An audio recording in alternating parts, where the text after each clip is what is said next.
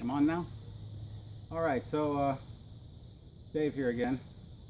The other day, let me just show you real quick. The other day I took a pile that was probably about this high, good 4 feet, using a mulcher and a chipper shredder, I should say, from Harbor Freight. It didn't work too well. I also found a mower and used it to chip up all the rest of this stuff. And as you recall, when I got done, I said maybe I need a fireplace since I have wood and stuff. So let's go back here. I'm gonna post for my friends on Facebook the things that I had just laying around the yard. This is pretty much all of the things I found. Oh, excuse me. A lot of it I dug up at the yard next door when I bought this house.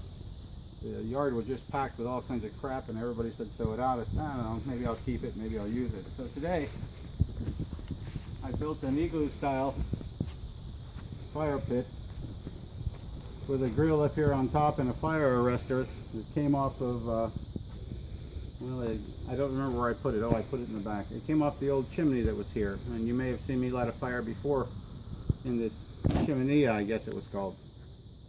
But here I've got all the bricks. Let's take a look down here. I all kinds of bricks that I found. Some of these railroad ties, these railroad plates right here. Those things came from my friend Robin. Lives over in Donnell, I think. I don't remember exactly. But it's a beautiful place, and I went walking around the railroad and found some of these things, so I needed them. The ground wasn't level, and I didn't feel like messing with that. Already had a base in place, so I left it. And what I did was I used some of these railroad ties, the nails, to balance and level it out. And you can see it's pretty solid. It's not going to go anywhere, and over time as it settles, it's going to sit just right, I imagine. It's also built so that the outside is greater than the top. As you see, I came in a few inch, I guess about a finger width every time I came in with a brick, and kind of brought it together so that the heat generates from here. Because it's pushed back, and I intend it to be back, the heat's going to come up through here. So even when the coals settle and everything, there's still going to be heat radiating from here and from the bricks. And the open front just allows you to manipulate this fire. What I'm doing now is I'm trying for the first time building an upside down fire, and that's where you put the logs that are the largest on the bottom and stacking them just as you would any other fire, bring it up to the very fine mulch.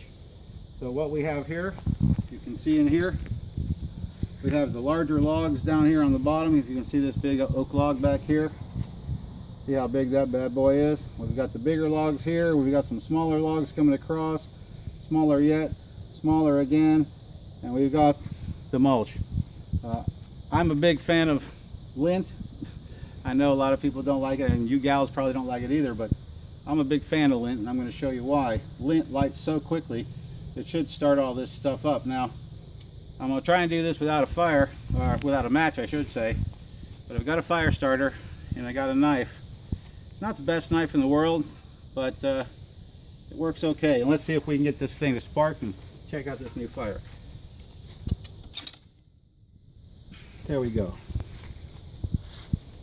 I know some of you probably think this is bullshit, but let me tell you, this works. It works every time. Check out my last video, check out this one.